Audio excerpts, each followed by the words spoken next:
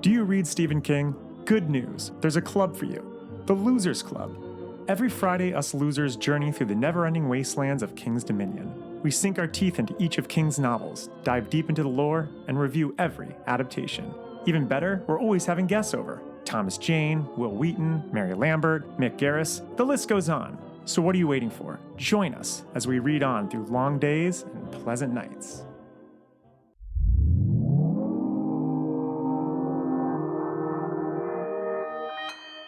Consequence Podcast Network.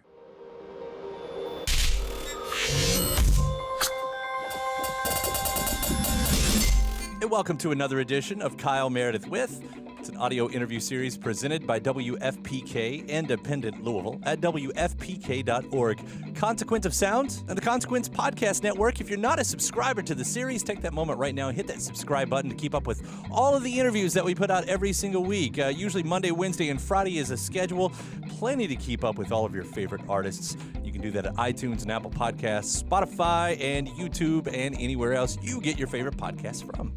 I'm Kyle Meredith. Today, my guest, Jill Cunniff of Luscious Jackson. We're going to be heading back in time to talk about two of their records. The debut LP, Natural Ingredients, which hits 25 this year, released in 1994, and 1999's Electric Honey for its 20th anniversary. We'll hear how the band found their groove-oriented sound and using samples throughout their work, and the influence of jazz that was happening in the New York scene in the early 90s. And their super quick ascension into stadium land, thanks to friends in the Beastie Boys and the Breeders and R.E.M. who took them on some of those formative tours. And you may also remember the band appearing on the Clueless soundtrack around that time and in episode of Adventures of Pete and Pete, which we're going to hit on that just a little bit as well. And then for Electric Honey, it was the album after they had mainstream success with Naked Eye, and it ended up being the final record for a long time for the band. We'll hear why exactly that was, what life was like around that time, and what those songs mean to her these days. Luscious Jackson also put out two records in 2013, which had been the first new music in 15 years at that point. So we're going to start out the interview back in 2013 to talk about both of those, Magic Hour and Baby DJ. And by the end of the whole thing, we'll hear what the future looks like for the band.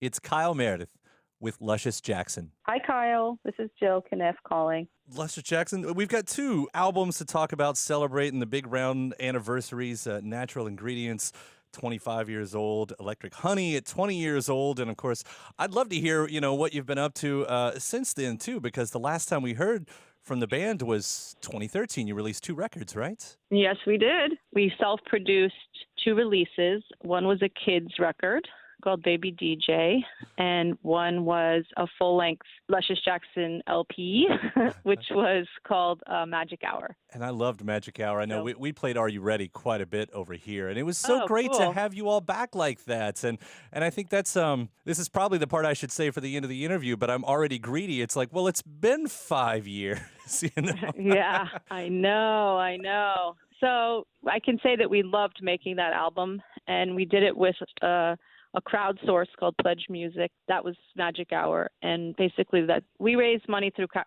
crowdsourcing for that. And the company was called Pledge Music, and it was a British company. We met with them, and it was a nice situation for music only, and we were able to really have a good experience, although the workload was astronomical. Right. So as anyone who's ever done a Kickstarter will tell you, it's way more work than you realize when you start out in terms of the mail outs. We had like over 1,000 CDs to mail out, and that's great because people bought CDs, but basically it was just us and a few volunteers helping us do these massive amounts of work. So that's part of the reason we haven't done it again. So just the workload of that was not something we want to revisit. So yeah, so it's mostly that. It's mostly the time and the space to make new music if we just don't have it at the moment.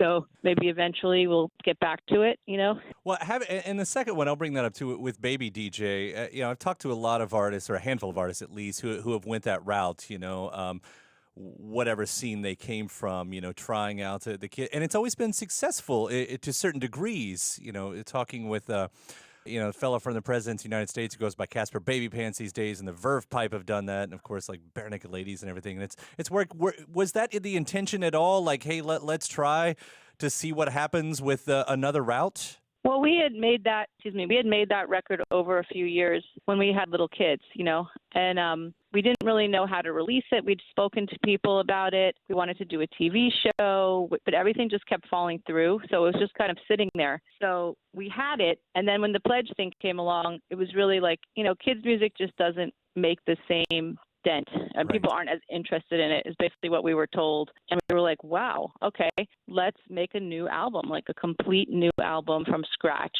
and go back to our creative process and see what we get. So I had a studio in my house, which I still have, and I'd been working behind the scenes in the music industry for a long time as a songwriter and producer and such. So we were able to do that, just in my studio. And it was great, it was so fun to be back in that creative zone and put that much time into it. And, I love that stuff. So that's how that happened. It was sort of like, I think that your fan base is going to be more excited about a new regular album. That's what kind of the general gist of it was, After the band had been away for a while, I think I was just happy to get one record, but it was like a whole bonus record on top of that, regardless of who the intended fan base was. Well, we had a lot of people with kids, Mm-hmm. so a lot of our fans were coming to that age, and they do listen to it. We have a lot of people with kids who just love that Baby DJ album because they want good kids music and they want dance music.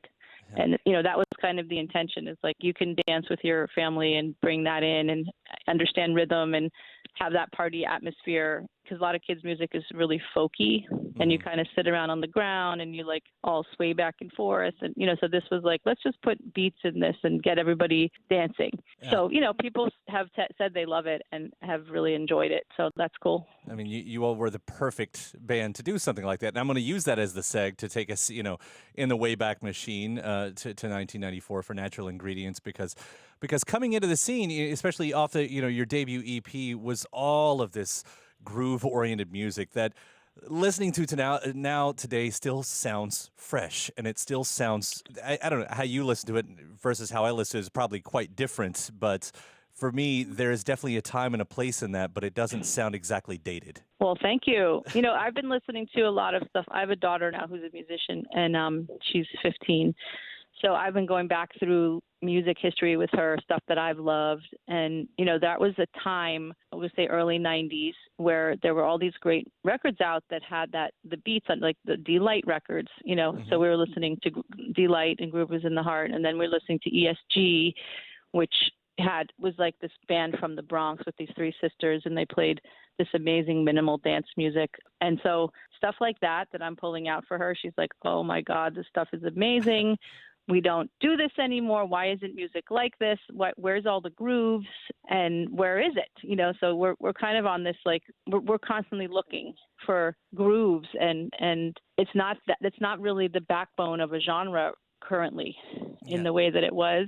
And there are a lot of related bands to what we were doing. So it's interesting. It's like, okay, this generation has like its own genres, which are great, but we don't have that one exactly, which, some of it looping, hearing a drum loop and how that feels. A lot of that music was based on old, like, Motown drum loops and break beats. So that particular kind of groove that was like underneath all the hip hop and dance music of that time, like, people aren't really doing that right now. So where did that come from for you? Because obviously the loops and the groove and sampling. I mean, sampling was a big part of what you all were doing too. Where did that come out of your own curiosity, or how did you find that path? When I look back, I see how much we were part of a scene, or so to speak, or we were all influencing each other. So you've got the Beastie Boys, who are our close friends, who are helping us put our music out, though not like they weren't producing us or guiding us in terms of any of that. We did all of that, but that was part of the scene. The hip hop, the De La Soul and the D-Light, Tribe Called Quest, all of those, EPMD, all those groups that were coming out at that time were sampling. So Public Enemy, Jungle Brothers, all the hip hop stuff. So we were just entranced with that stuff and wanted to add onto it our other elements. So we loved post-punk. We loved the Slits. We loved, all the female post-punk groups. I loved Joni Mitchell. We loved Motorhead, so we were like, how do we just slam all this stuff and use some of those loops underneath and create this new mix? And that's what we constantly set out to do, is like, let's just put all our influences together and see what comes out, So that's how it happened. Talking about how, there's no grooves in that sort of way these days. And as you said, how you get into that way. Jazz also seemed to be, in a really nice point for that. That's something I do wish would come back around. And I don't know if that's being nostalgic or whatever, but having that jazz with the beats and everything, because that was like the New York scene. That's how I imagine the early 90s New York scene. Yes, it was. We had a lot of clubs. We had Giant Step, which was basically an event that that was put on by a production company, but it was all jazz and hip hop. So all the jazz, hip hop influence. I love jazz because my dad was in World War II and he was an older dad, and I grew up with all this jazz. And I think a lot of the people of our age did. So that was like already in our childhoods. And then throwing in these loops, it was like magic, and I put that stuff on sometimes. I'm like, I love this, and Us Three, remember how big Us Three was? Right. And there was just, Tribe Called Quest constantly using jazz. And, this is a real backbone of that time as well. And now that's gone. Like, nobody listens to jazz now, or at least no kids are going to be relating to a track with jazz. It's unusual. Somebody could do it, and I'd be curious to see if it grabs them. Because you have folks like Kamasi Washington, who's doing interesting things in jazz, but it doesn't seem to be reaching younger folks, I guess. And maybe it's because it needs a beat. I don't know about it. Maybe maybe there's stuff out there. I'm just not aware of it, so I don't know. It needs a beat. That's what I think. That's what it is. It needs that groove. It needs a groove. It does. Yeah. So how did that work for you in the writing process? If you don't mind going really deep in the weeds here, because writing a song on an acoustic guitar can be one thing, but I would think that writing a song in that nature would be completely different. Yeah, it's writing. I mean, that it's like collage, and a lot of us have art background, so it made a lot of sense. I mean, fine art.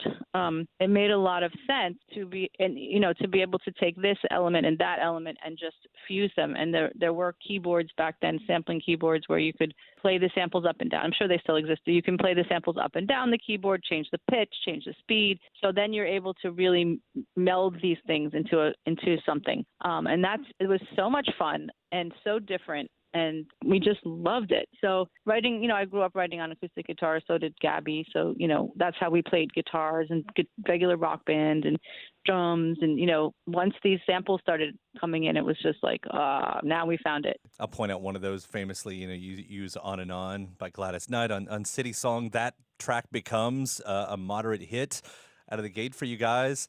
And then it seems, at least on paper and history, to move really, really quickly for you all. I mean, of course, you had the Beastie Association, so there you are opening up for them. And R.E.M., you do that one in arenas, right? I mean, you it looks like you all go from like beginning to arenas really, really quickly. Yeah. I mean, I don't think we understood how fast it was because we were just going on the ride. But yes, we did go. We started with opening for first we opened for Betty Serveert, which was like a band from Holland, which indie band.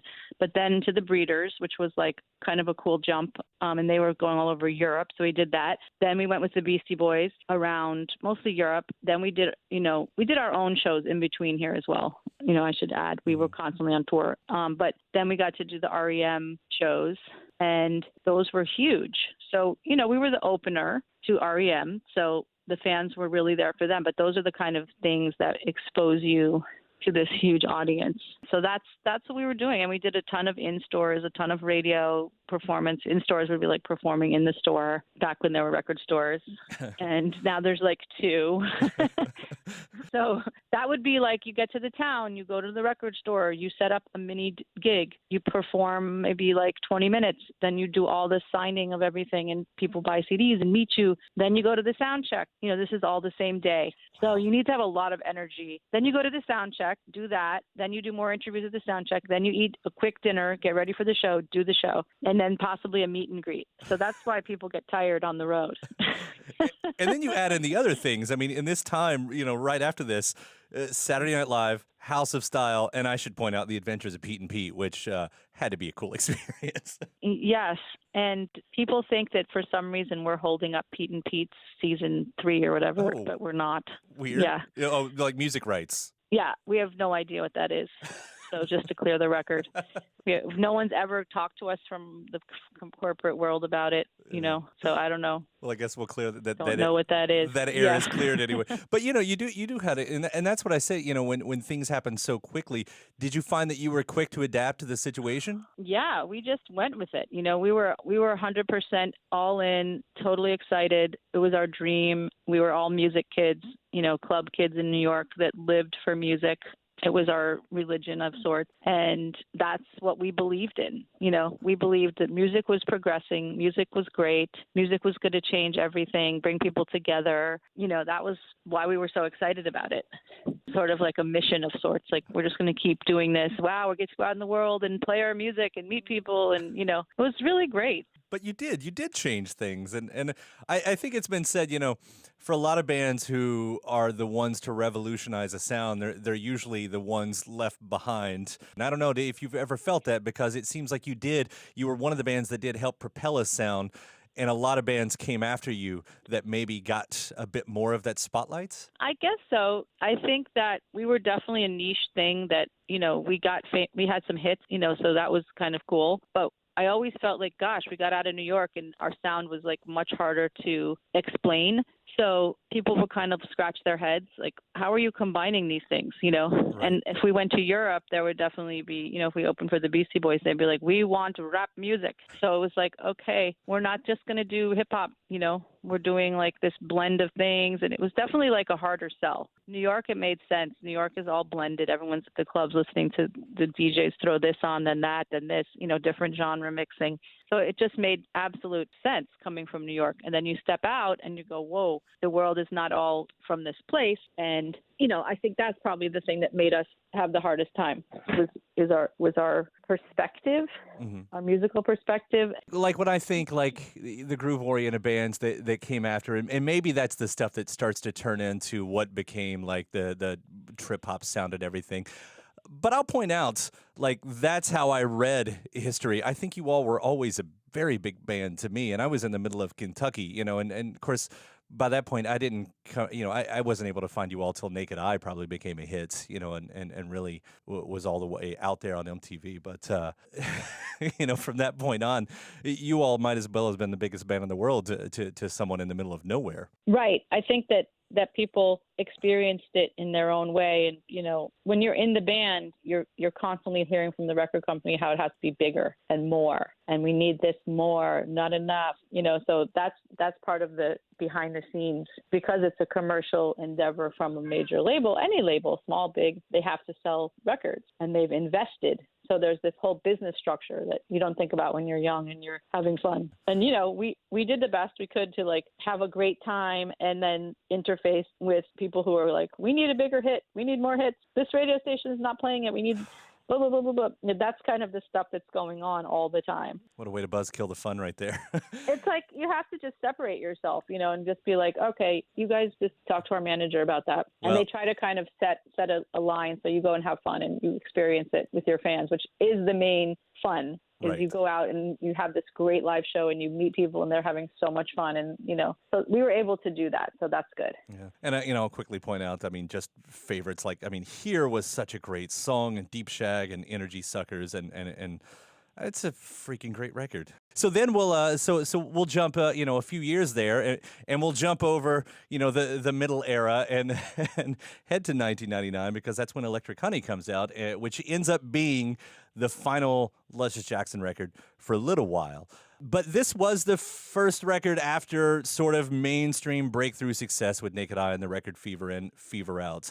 Did that have an effect on how you wanted to be a band at that point, having mainstream success? We just wanted it to continue, I guess, and we wanted to have radio hits, because when you have radio hits, then people go to your shows and you can play more. You can have a salary of some kind, it's basic stuff. So we wanted that. and we did our best. And I think that the radio had changed, and the rock stations that we'd formerly been on, like Naked Eye actually was played on modern rock stations, and then was able to go to top 40. Like those stations at that time stopped playing female artists, and the female artists were put onto, there were these female stations from Lilith Fair, which I loved Lilith Fair, but this was an unfortunate thing that happened. So the female stations that they started playing music on weren't really very powerful, and the modern rock stations really were. And that's sort of what happened to our record. It was like Ladyfingers was the single. We were rolling it out. Everything was looking good. The video was cool. Everything was nice.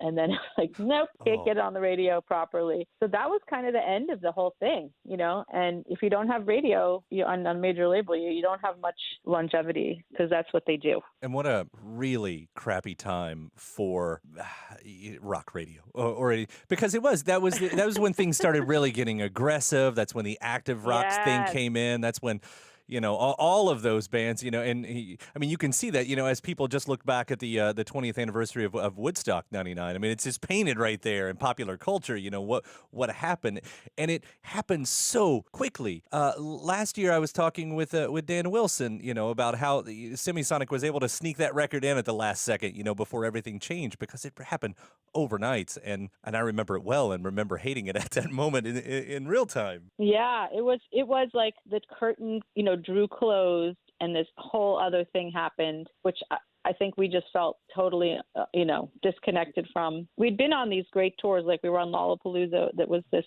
really interesting mixes of bands, and hip hop, rock, old funk, have like George Clinton on there. They'll have Tribe Called Quest. They'll have Beastie Boys. They'll have Smashing Pumpkins. They'll have whatever. It was the Breeders, like these really interesting mixed tours. And then it was like, okay, this whole thing is different now. It just really felt like the end of an era by the time we kind of brought out our last album. Which, point out, as I read, you all are the only band to have played a Lollapalooza and Lilith at the same time, which says, I guess, a lot about to all of the audiences you spoke at once. Yeah, those were great tours. Lilith was fantastic, and so was Lollapalooza. So those were also how we got our exposure. With Lollapalooza, that was probably our big, I guess it's like a break of sorts, sort of like the R.E.M. thing, where it's just the number of people who saw us, the number of autographs we signed and shirts and CDs that we were signing. You just saw people loving it and gathering sort of out. We were on the second stage, and we have photos of like all these people for the first time. We've gone, whoa, look at all these people. Wow, you're not playing a tiny club, A little bit more about Electric Honey.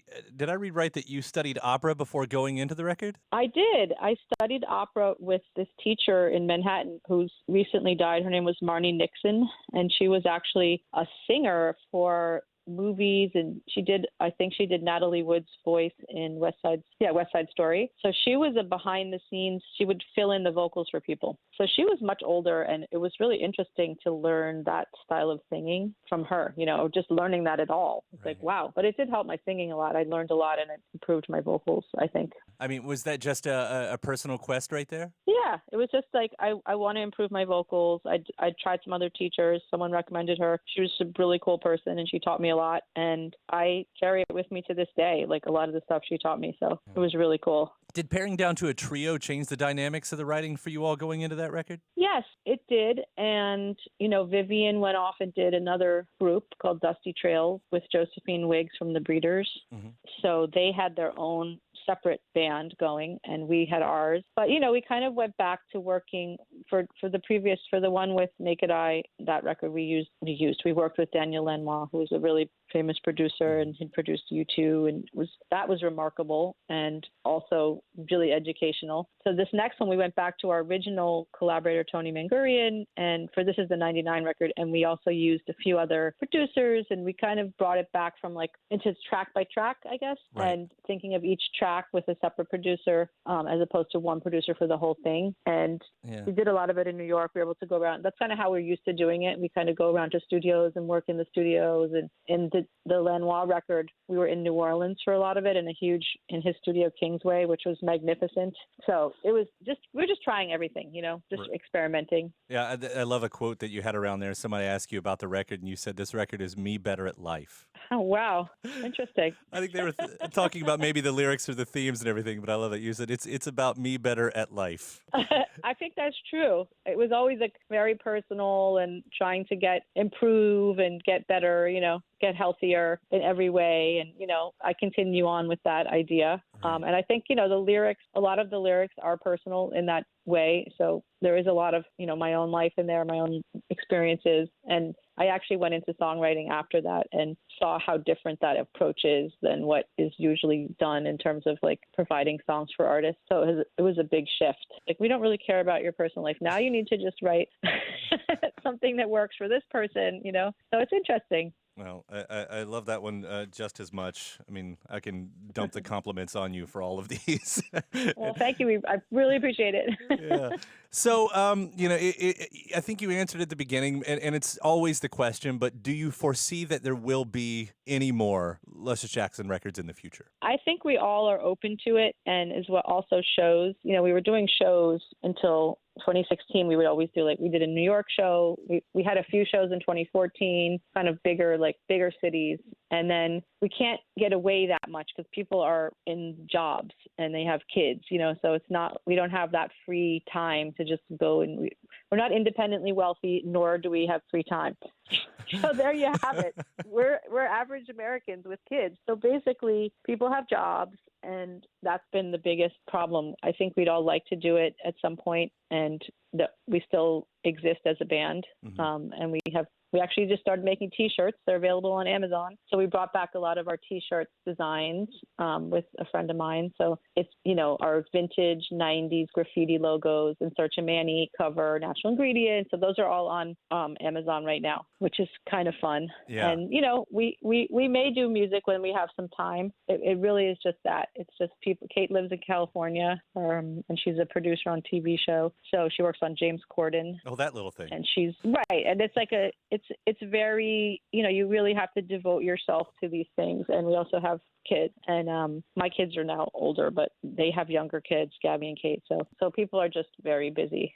Right. And, we've tried a few times to kind of say, let's do another show. And it's sort of like, I just can't pull it off right now. So, we'll see. We might be like old gray-haired ladies with flowing gray hair. That's something that I used to talk about with Gabby. It's like, maybe we'll be like those old ladies with purple hair. Uh-huh. They dye their gray, white hair purple, and we'll be out there with our guitars, I would show up for it. But, yeah, that's what I'm saying. I'm like, people would come, I'm like, we're still the same people inside. We just look old now. We don't look old, but in 20 years, we're going to look like seniors, or 30 years. So we'll just be like these long, flowing gray hair. Emmylou Harris does it, and she's a friend of mine. Exactly. And she keeps going, and her fans keep going, and she looks great, and she is great. Mm-hmm. So I'm like, what's the problem? It's just by then maybe we'll have a little more time. So right. We're kind of just in the thick of it right now, and then maybe like 5 more years, it's going to slow down, and we'll be able to regroup, or maybe in 3 years. Who knows? Well, there are those artists, Sade, Fiona Apple, both of those come to mind. Like it's now like a record every 10 years. So, if you do that, you're still on track. Right. So we could potentially do that. Right. Honestly, somewhat pun intended with the last record, Magic Hour, but it seems like the magic is always there with you all. And it was so great to hear it then. So if it happens again, I will so be looking forward to it. All right. I realize that too. And people, as I am with artists I love, I love Nena Cherry, for example. Mm-hmm, and she's someone I've loved since the late 80s. And she had Buffalo Stance, and she's someone I always buy her records. And it may be every 3 or 5 years or 10 years. But when it comes out, I'm going to the show. I want to hear what she's doing, so that's how it is. If you love the artist, you're going to go. And that we know that. So we always think about that, like, all right, maybe we could do this again, when we have a little more free time. Yeah. So she put out a record this year, didn't she? She did, and I was listening to it. It's very dark. It's you think of her as being a pop artist, but her last 2 things have been very not pop, more experimental. And, I think with Trump's election, she made something kind of just dark. I like it a lot. I've got to go back and listen to that one because I remember I remember seeing it and thinking, oh, cool. And then there's so much music out there, and I think it just went away really quickly. Exactly. So, yeah. I listen to it a lot, and she doesn't do a huge tour. She'll play like New York. So She lives in Europe. So basically, like, I listen to it a lot, but be prepared that it's not pop, and it's good, though. Absolutely. It has some really good stuff on it. Check it out. Yeah. Cool. Well, Jill, thank you so much for the talk today and heading back on these records. I really can't thank you enough. It's so great to talk to you for the first time, and I'll look forward to whatever happens next. Yes, please. We'll be in touch. All right. Thank you All so right, much. thanks. Bye. All right, bye. Big O thanks to Jill Cunniff from Luscious Jackson, Natural Ingredients, 25 years old, Electric Honey, 20 years old, and I guess technically Magic Hour and Baby DJ, 5 years old. So also I want to mention, outside of the music thing, Jill spends a lot of her time these days concentrating on a different kind of artwork, more of the visual kind. You can actually see that artwork on her website, jillcunniffstudio.com. Her last name is spelled Cunniff, jillcunniffstudio.com. And she tells me she's going to be doing another show and performance in New York City in 2020. And the cool thing about these showings is in those performances, she does play some of the classic Luscious Jackson songs. So you get really two great sides of an artistic personality right there. So make sure to keep an eye on her website and social media spots as well. And that does it. Before you get out of here, don't forget to hit that subscribe button wherever you're listening from right now. Again, you can do that to iTunes, Apple Podcasts, Spotify, YouTube, wherever's good for you in the podcast world. Hit that subscribe button. We put out interviews every Monday, Wednesday, and Friday. After that, head to WFPK.org.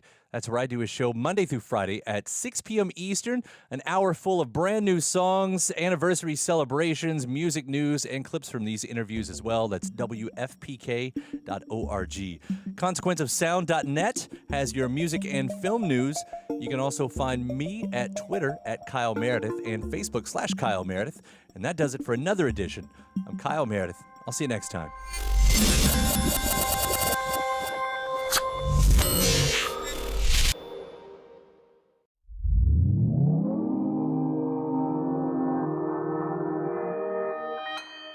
Consequence Podcast Network.